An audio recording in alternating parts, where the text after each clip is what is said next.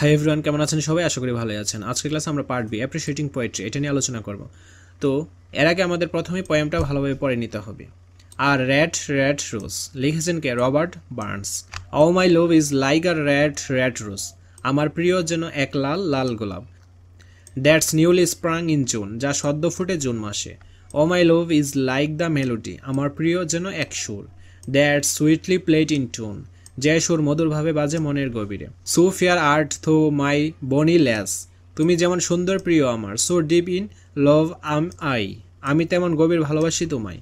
And I will love thee still my dear, এবং আমি তোমার ভালোবাসবো চিরকাল প্রিয়। টিলা দ্য সিস গ্যাং ড্রাই, যতক্ষণ না সাগরের জল শুকিয়ে যাবে। Till a the seas gang dry my dear, যতক্ষণ না সাগরের জল শুকিয়ে যাবে প্রিয়। And the rocks melt with the sun, এবং পাথরগুলি সূর্যের উত্তাপে গলে যাবে। I will love thee still my dear, আমি তোমায় ভালোবাসবো চিরকাল প্রিয়। While the sands o life shall run, যতক্ষণ না সাগরের জল শুকিয়ে যাবে। And fare the well my only love, বিদায় আমার প্রিয়, আমার একমাত্র সঙ্গী। অ্যান্ড ফেয়ার দি উইল ওয়াইল, বিদায় কিছুদিনের জন্য। অ্যান্ড আই উইল কাম এগিন মাই লাভ, তবে আমি আবার ফিরে আসবো প্রিয়। দো ইট উইল দেন 1000 মাইল, যদিও হাজারো মাইল দূরে চলে যেতে হয় আমাকে। তো এখন আমাদের এই অ্যান্সারগুলো দিতে হবে প্রশ্নের। What is the significance of the red rose in the poem, কবিতায় লাল লাল গোলাপ এবং তাৎপর্য কী? এখানে এর অ্যান্সারটা দেওয়া রয়েছে, তোমরা অবশ্যই অ্যান্সারটা দেখে নাও। How does the poet explore the poem of love is the poem. তারপর what role does the nature play in the conveying the poem themes, কবিতায় থিম বোঝাতে প্রকৃতি কী ভূমিকা পালন করে। তারপর does the poem reflect poet's personal experience, কবিতাটি কি কবির ব্যক্তিগত অভিজ্ঞতাগুলো প্রতিফলিত করে। তারপর how does the repetition play an important role in the poem, পুনরাবৃত্তি কীভাবে কবিতায় একটি গুরুত্বপূর্ণ ভূমিকা পালন করে। এর অ্যান্সারটা দেওয়া রয়েছে। তারপর বিয়ে কি বলছে? আইডেন্টিফাই করো 2টা সিমিলিস এবং 3টা ইমেজারি। তো 2টা সিমিলি দেখো আইডেন্টিফাই করা হয়েছে। O my love is like a red red rose, তো এখানে দেখো লাইক রয়েছে, তার মানে এটা সিমিলি, অর্থাৎ লোভটা কি রেটের মতো, লাইক লাইক রেটের মতো। O my love is like the melody, তো লোভটা কিসের মতো? মেলোডির মতো, সিমিলি। আর এখানে পারপাসটাও কিন্তু লেখা রয়েছে। তারপর ইমেজারি 3টা বলছে। O my love is like a red red rose, এইটাও কিন্তু একটা imagery. That sweetly played in tune, then at the rocks melt with the sun, এইটাও একটা ইমেজারি, কল্পনা।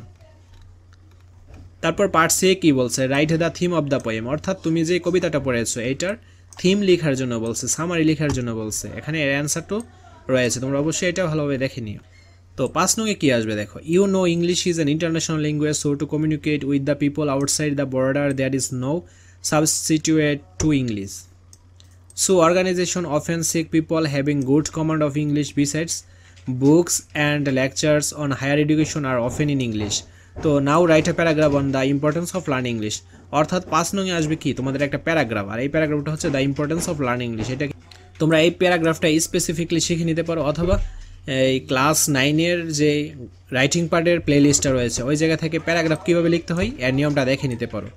এর ফলে তোমাদের খুব সহজ হবে। যাদের ক্ষেত্রে মুখস্থ করতে প্রবলেম হয় তারা ওই নিয়মটা ফলো করো, আর যাদের মুখস্থ করতে কোনো প্রবলেম হয় না এক্ষেত্রে তারা এটা ভালোভাবে শিখে নিতে পারো। তারপর তোমাদের 6 নংয়ে আসবে কি? Venn diagram. ঠিক আছে, এরকম একটা গ্রাফ থাকবে, যেমন এটা হচ্ছে জাঙ্ক ফুডের ফিচার, আর এটা হচ্ছে হেলদি ফুডের ফিচার, আর এইটা হচ্ছে জাঙ্ক ফুড এবং হেলদি ফুডের দুটোটারই কমন ফিচার্সগুলো। তো এর ভিত্তিতে এখানে দেখো একটা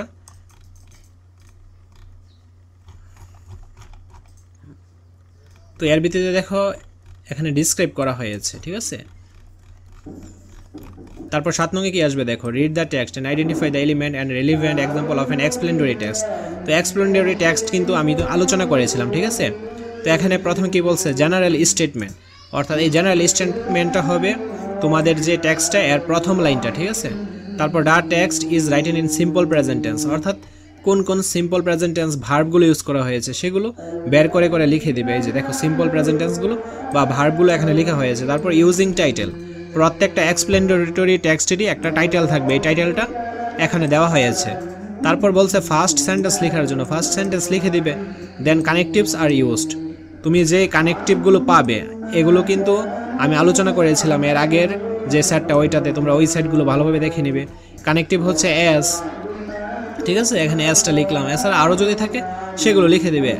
অ্যাট দ্য সেম টাইম এটাও লিখতে পারো, ঠিক আছে, এরকম কয়েকটা লিখে দিতে পারো। তো এই হলো রাইটিং পার্ট। পরবর্তী ক্লাসটা সবার আগে পাওয়ার জন্য অবশ্যই চ্যানেলটি সাবস্ক্রাইব করে অল নোটিফিকেশন অন করে রাখতে হবে, যেন ভিডিও ছাড়া মাত্রই সবার আগে তোমাদের কাছে পৌঁছে যায়। ধন্যবাদ সবাইকে।